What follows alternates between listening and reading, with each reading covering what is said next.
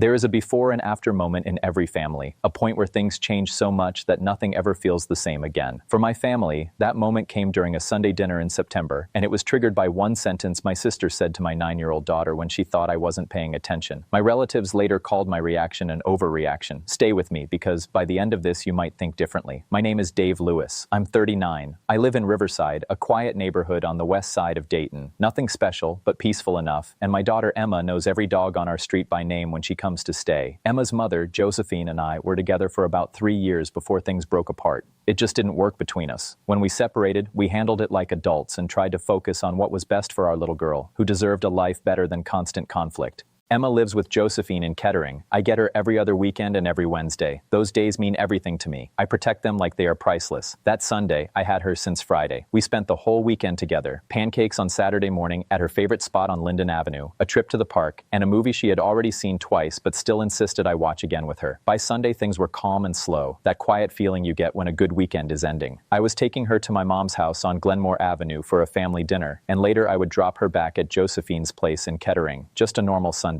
Nothing about it felt important at the time. Let me tell you about my family. The Lewises have been in Dayton for generations. My mom, Gloria Lewis, still lives in the same house on Glenmore Avenue where my sister Betty and I grew up. It's a simple 3-bedroom house with a dining room that can fit everyone and a kitchen that always smells like something cooking. After my dad passed away when I was 24, that house became the center of everything. Every second Sunday, the family gathers there. My sister Betty is 31. She is smart, funny when she wants to be, and can easily light up a room. But she also carries this quiet belief that life owes her something, not in a loud or obvious way, but in a subtle attitude that's hard to confront because it never fully shows itself in one clear moment. My Uncle Gary and his wife Linda usually come in from Centerville. My cousins Brett and Kelly are always there too. My mom cooks fried chicken, mac and cheese, collard greens, rolls, and cornbread every single time, without fail. The smell of that kitchen is the smell of my entire childhood. Emma loves those dinners. She walks in and goes straight to Grandma's kitchen, helping, which mostly means sneaking bites and asking endless questions. At the table, she sits next to me and quietly observes everything, her big brown eyes catching every detail. That Sunday, I was helping my mom in the kitchen, listening to her talk about a leak under the sink while also thinking about work on Monday. The dining room was full of noise. Uncle Gary was talking loudly, Brett was scrolling on his phone, Kelly and Linda were chatting. Betty was sitting at the far end of the table. Emma was right next to her. When I came out carrying the cornbread basket, I noticed something had changed. The room wasn't loud in the same way anymore. It wasn't silent, but it felt heavier, like something had just happened. I looked at Emma first. She wasn't looking at anyone. Her eyes were down, her shoulders tight, her hands still. That kind of posture kids have when they are trying to disappear. I set the cornbread down. "Hey Bug, you okay?" She nodded without looking up. Then I looked at Betty. She was acting normal, cutting her food, sipping water like nothing was wrong. I sat down and watched Emma more closely. Something was off. I could feel it. About 10 minutes later, I stood up and walked down the hallway. When I passed the bathroom, I stopped. I heard it. Quiet crying. I knocked gently. "Emma?" After a pause, she said, "I'm okay, Daddy." I opened the door anyway. She was sitting on the edge of the tub, trying to hold herself together, cheeks wet, chin shaking, like she was trying not to make a sound. I sat next to her and wrapped my arm around her. "Tell me," I said softly. She wiped her face and took a shaky breath. "Aunt Betty said I wasn't supposed to be here." My stomach dropped. "What did she say exactly?" I asked, keeping my voice calm. Emma picked at her sleeve. "She said that's why the family is embarrassed. She said I should know the truth." I stayed quiet for a few seconds, trying to control what I was feeling. I was angry in a way that didn't even have words yet. Then I looked at her. "Emma Grace, listen to me." She looked up. "You are the best thing in my life. You are not a mistake. You are everything. Do you understand me? Everything." Her lip trembled. "Promise?" "I promise you with everything I have." I told her to stay there for a moment and that I would be right back. Then I walked back into the dining room. Everything looked normal again. Food on the table, TV in the background, everyone sitting like nothing had happened. I stood at the table and looked directly at Betty. "Betty," I said calmly, "what did you say to Emma?" The room shifted immediately. People started paying attention. Betty sighed like I was bothering her. "I just told her the truth. Kids need reality." I leaned forward slightly. "She's 9 years old. She's in the bathroom crying right now. What exactly did you think she would do with that truth?" Betty shrugged. "She was a mistake. She was born out of wedlock. That's just reality." Silence fell over the table. I felt something inside me tighten. "And you told her the family is embarrassed by her?" Betty looked at me like I was overreacting. "She'll be fine. You're being dramatic." My mother gently touched my arm. "Dave, let's just finish dinner." My uncle said, "She didn't mean harm." No one actually addressed what had been said to my daughter. I stood up. "Emma, we're leaving." She came out of the hallway holding her sweater tightly. I took her hand. At the door, I looked at my mom. "I'll call you later." Then I looked at Betty one last time. She was already eating again. We left. The drive was silent. Emma fell asleep holding my hand. I dropped her off at Josephine's house. Josephine saw Emma's face and immediately knew something was wrong. "I'll explain later," I said. "She just needs rest." That night, I sat alone at my kitchen table for a long time, and I started thinking, people who always hold everything together eventually become invisible. Not in a dramatic way, but in a quiet way where everyone gets used to what you provide. They stop noticing the effort. They stop respecting the weight behind it. So I wrote everything down, every financial thing I'd been doing for my sister and my family. The apartment lease I was guaranteeing, the car payments I helped cover, the insurance under my name, the college tuition, the loans, the emergency transfers, the quiet help no one talked about. It added up to tens of thousands of dollars, maybe more. And I realized something simple. I had been carrying people who didn't even see it as carrying. On Tuesday, I made 3 phone calls. I removed myself from Betty's lease guarantee. I removed her from my insurance. I stopped covering her tuition payments. Then I waited. 11 days later, she called. I was at Emma's soccer practice when my phone rang. "Dave," Betty's voice was sharp, stressed. "What did you do?" She told me she might lose her apartment. I watched Emma on the field running after the ball, completely focused, completely free. "I made changes," I said. "You're just going to let me get kicked out?" "I'm not stopping it anymore," I said. "That's different." Her voice rose. "This is about the dinner, isn't it?" I didn't answer right away, because it wasn't just about the dinner. That was just the moment everything became clear. And for the first time, I think she understood that I wasn't going to fix things for her anymore. I stayed watching Emma play as the call ended, realizing something had changed for good. I wasn't expecting anyone at all that evening. I had just picked Emma up from Josephine's for my Wednesday visit. She was already settled at my kitchen table, doing her homework with full focus, looking seriously concerned about a worksheet that had a diagram of clouds and the water cycle. She had her pencil in her hand and her brow slightly furrowed, like the whole future of weather depended on getting it right. I went to the door when it knocked. It was Betty. She looked different. Not the kind of different where someone is putting on a show or trying to appear sorry, not rehearsed or dramatic in any way. She looked genuinely drained, like life had been heavy on her for a long time and she was finally feeling all of it at once. Her hair was pulled back loosely, not styled at all. She wore a coat I recognized from years ago, something she used to wear all the time before things got complicated between us.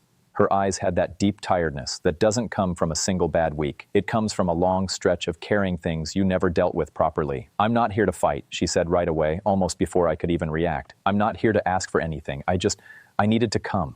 I looked at her for a few seconds, not saying anything. Then I stepped aside and let her in.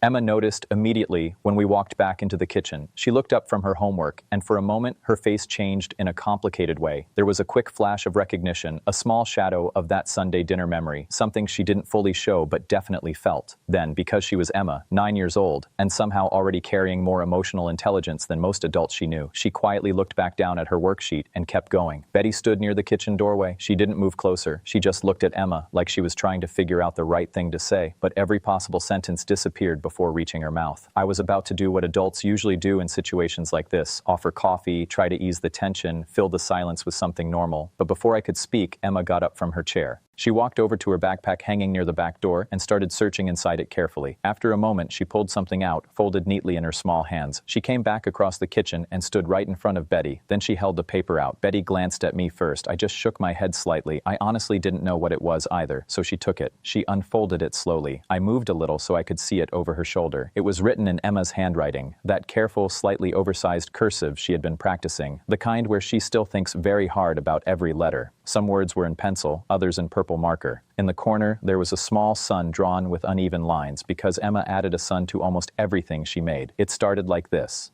"Dear Aunt Betty, my dad told me I wasn't a mistake. He said I was his whole reason and that I should never forget that. I looked up what out of wedlock means, and I don't think it means what you said it means. I forgive you because my dad says that's what strong people do even when it is hard. But I want you to know it really hurt my feelings, and I cried for a long time. I decided to tell you because I think you should know. Emma Grace Lewis, P.S. I am not embarrassed of our family." The kitchen went completely quiet. No one moved. Betty just stood there holding the paper. She read it once, then again. Her hand started to shake slightly, just enough that the paper rustled, and then something in her broke open. Betty, my sharp-tongued sister who usually acted like nothing ever touched her, slowly lowered herself into one of the kitchen chairs. She put her face into her hands and started crying. Not the kind of crying people do for attention, not dramatic or controlled. It was the kind that comes when something finally gets through a wall that has been standing for years, the kind that doesn't ask permission. Emma watched her for a moment, very still. Then she walked over and gently patted Betty on the shoulder twice, very matter of fact, like it was simply the correct thing to do.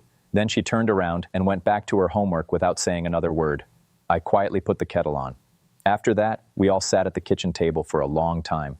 The silence didn't feel sharp anymore, just heavy and real. Betty eventually started talking, really talking, not avoiding, not twisting things, not trying to explain it away. She spoke about growing up after our dad died, about watching me handle responsibility after responsibility, and about how she always felt like she was trying to catch up to something she could never reach. She admitted that somewhere along the way, that feeling turned into resentment she never properly understood and never dealt with. Did I excuse what she said to Emma? No, I didn't. I told her clearly, that can never happen again. Not to her, not to anyone. What you said was cruel, Betty. I don't care what the reason behind it is. She nodded. She didn't argue.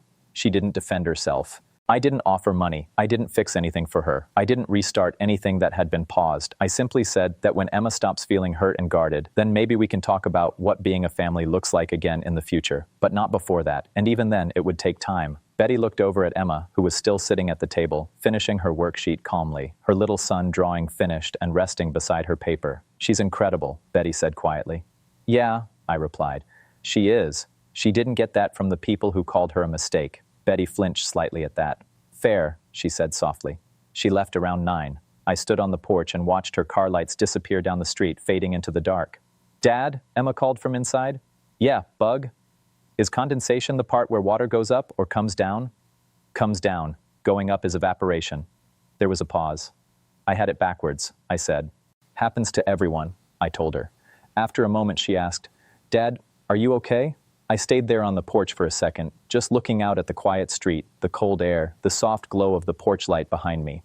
I thought about everything that had happened over the last few weeks, the dinner, the silence, the arguments, the phone calls, the letter, all of it. I'm good, I said finally. Come on, let's finish that worksheet and get you back to your mom's. And I want to end this properly because I know what people wonder when they hear something like this. Did I go too far? No. The discomfort my family felt was not cruelty, it was consequence. And consequence is not the same thing as punishment. What Betty said to Emma at that table was cruelty, simple, casual cruelty, spoken like it meant nothing, directed at a child who had done absolutely nothing wrong except exist. When people told me I overreacted, I wasn't reacting to words alone. I was reacting to my daughter sitting on the edge of a bathtub, trying not to fall apart, trying to stay strong for me. I was reacting to years of watching her walk into rooms and make them brighter just by being herself. And then watching someone try to turn that same child into a problem. I wasn't going to let that stand. Was it comfortable? No. Was it satisfying in the way people think? Not at all. It didn't feel like winning anything. It felt like finally doing what needed to be done after realizing no one else was going to do it. Later, Sunday dinners started again on Glenmore Avenue in January. They were different, quieter, more careful, but also more honest in small ways. Betty came back. She didn't sit at the edge anymore. She sat somewhere in the middle. She even brought Emma a book about a girl who solves mysteries with her dog, remembering something Emma had mentioned months before. Emma said thank you politely, the way kids do when they are still figuring out how they feel, but have been taught good manners anyway. That is what progress looked like. Not dramatic apologies or perfect healing, just small, careful steps forward. My uncle pulled me aside one night, handed me a drink, and told me he didn't realize how much I had been carrying. He apologized for what he had said before. I told him it was okay. My mom cooked fried chicken again that night, the real kind. The kind she only makes when things feel a little more settled. It tasted like home in a way that is hard to explain. Emma got a 97 on her water cycle diagram. She was upset about the 3 points she lost. I told her 97 was excellent. She said she knew exactly what she got wrong and wanted to fix it. That's my kid. That's my reason for everything.